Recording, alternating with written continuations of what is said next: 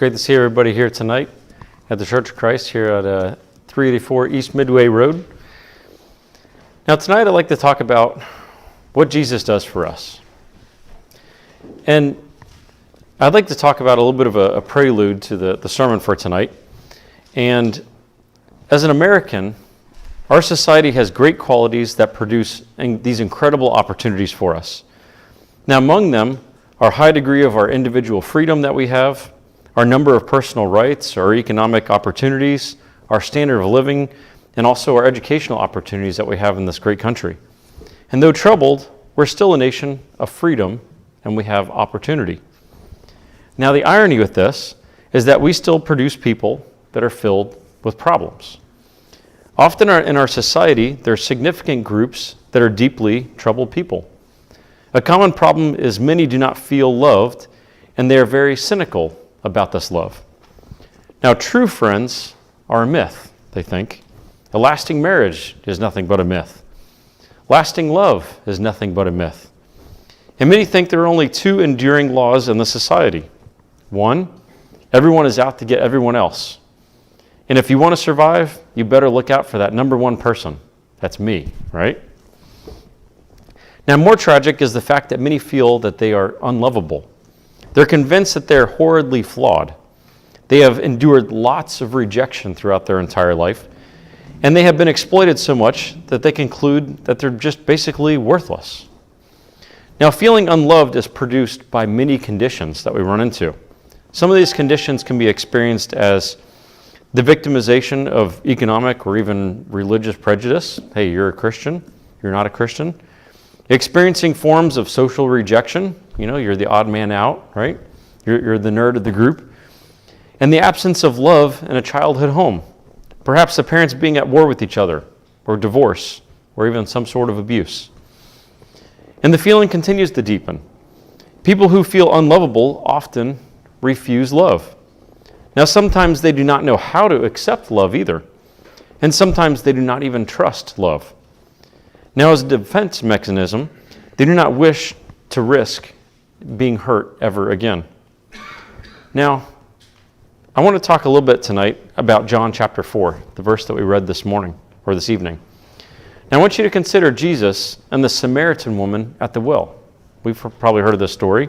Jesus goes down, he talks to a lady down at the well and asks her for some water. Now, as Jesus passed through Samaria, he traveled to Galilee.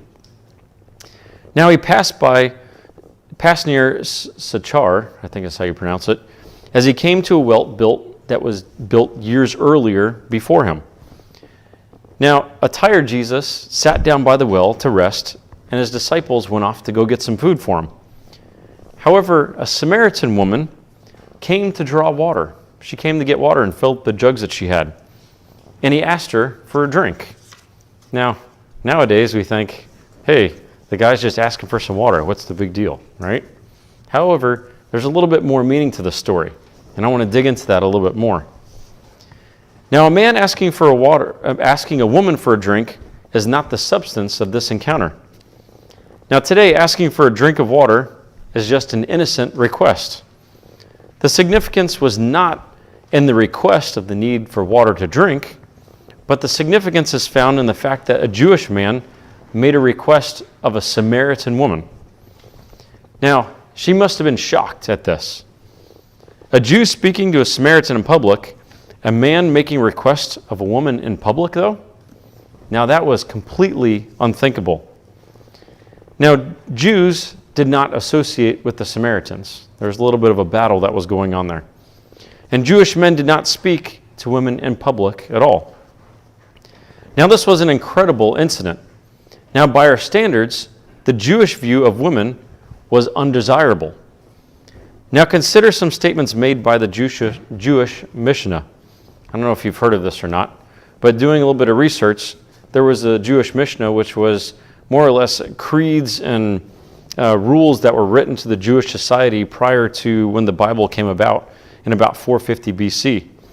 Now, the Mishnah were supplements or written of scriptural laws, and it presents various interpretations of selective legal traditions that have been preserved orally since the time of Ezra in 450 BC, which is kind of interesting. And in this Mishnah that they had, it laid out rules and regulations on how they could interact with each other, with women in the streets, and also with others that were married. Now in this Mishnah, it kind of gives us a little bit of context as to why the Samaritan filling up the jugs and talking to her was such a big deal. So in this Mishnah, or the Jewish creeds that they had, was that if a man and a woman are in danger, and they must be saved first, if a man and a woman are defrauded, the man's property must be restored sooner. And if a man or a woman were in danger of defilement, the man must be freed first. Now, a woman is gluttonous and noisy, is what it said. And a Jewish woman was to be given a document at marriage by her husband, guaranteeing that she would receive a sum of money if he died or even if he divorced her. Now, unless she would not receive the money, if she gave them untithed food, she did not set aside a dough offering, she did not keep a vow that she made, she went into public with her hair unbound, she spun around the street, or she even spoke to a man. Now, if an unmarried woman spoke to an unknown man in the street, it was proof of her fornication unless the man was a priest. Now, you see how they viewed this law, how they viewed these rules and regulations? Now, he that talks much with the womankind brings evil upon himself and neglects the study of the law and will at last inherit Gehenna. Now, Jews simply did not associate with Samaritans at all. Now, he who eats the bread of a Samaritan is like one who eats the flesh of a swine, they said. And intermarriage with Samaritans is also forbidden. Now, no written agreement using a Samaritan as a witness is valid except a writ of divorce or a writ of emancipation. And there are certain women whom a Jewish man could commit fornication and not even be tried, they viewed. A woman born an illegitimate child, a woman descended from the Gibeonites, a prostitute, a woman taken captive in war, a slave who had been redeemed, or a Samaritan woman. Now, in Leviticus chapter 20, verse 10, it says, and the man that committeth adultery with another man's wife, even he that committeth adultery with his neighbor's wife, the adulterer and the adulteress shall be surely put to death. So you can see in Leviticus, it says that an adulteress is going to be put to death.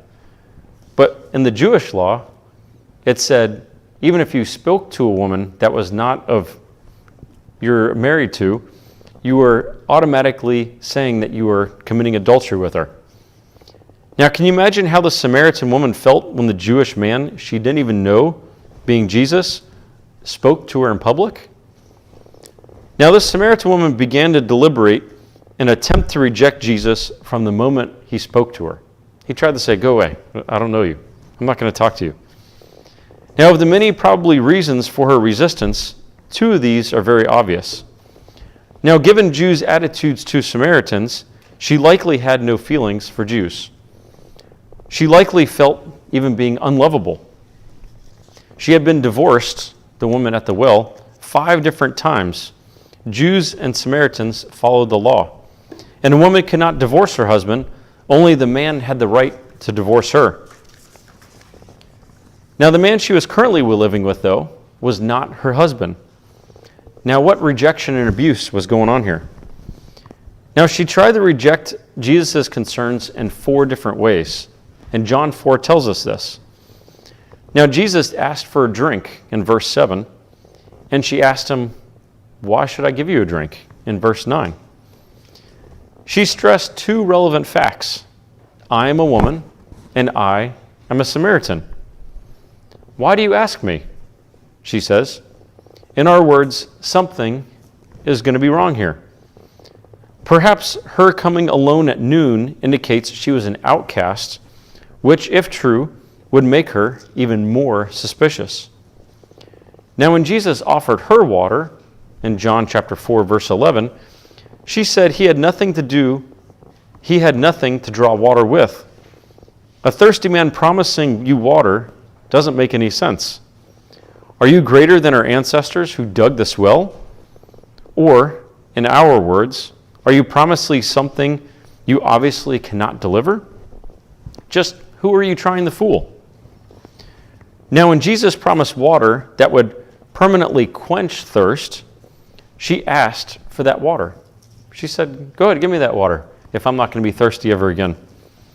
She did not like the task of drawing and carrying water anymore. She thought it was just a shortcut in the physical world. And she was saying, "Go ahead, produce your promise. Don't play games with me. I want to see how this works." Jesus then proved he knew about her, though he had never even met her. In her final effort to reject him, she used the most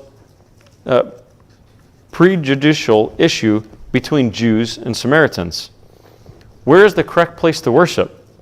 Now this was the hot issue.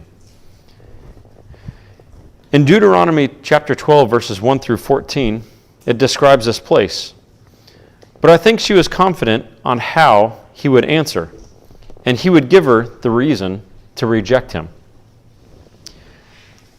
Now, let's note how carefully and patiently Jesus dealt with her efforts to go through and reject him. He treated her like a person. When she asked, in essence, "What are you up to?"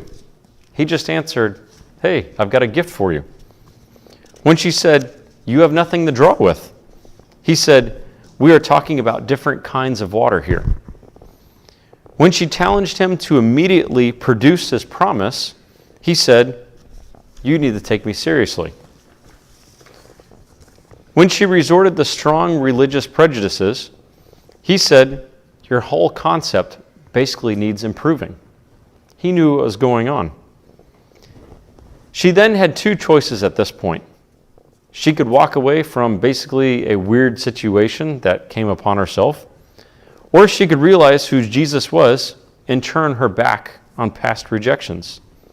How strange can these people be? Now, thousands of Jews rejected Jesus as the Messiah. Now, with all her problems, she saw Jesus for who he was. He treated her like a real person. Now, most of us are much like that of the Samaritan woman. At some point in our lives, we've been hurt. We have felt the sting of rejection when others just basically used us. We have sinned in ways we cannot excuse. And we have felt guilt that has devastated us. In this state of guilt or self-contempt, we encourage Jesus with his gospel of forgiveness and hope. And Jesus says to us, "Regardless of what happened to you, I see you as a person who I care about." Like her, we say, "Something's wrong. You cannot know me and still care about me at the same time." And Jesus says, "I have what you need. I can make you whole." Like her, we say, "There's no way that you can keep this promise." And Jesus says, "I have answers you never knew, or even expected." Like her, we try to use prejudice with this issue. What about the hypocrites in the church? What about the rules? Is this really sinful? And Jesus says, your whole religious concept is in error. You're not even asking the right questions. And at this point, we have two options. We can either walk away saying to ourselves, "What a weird guy," or we can see him for who he really is. Now, three questions I want to leave with you tonight. How do you feel about yourself? Do you know what Jesus can do for you? How are you reacting to Jesus? What are you doing for him? Have you gone through and listened to Christ? If not, the water is available, and you're more than welcome to come on up and become baptized into Christ and become one with the Lord. Please stand as we sing number 347.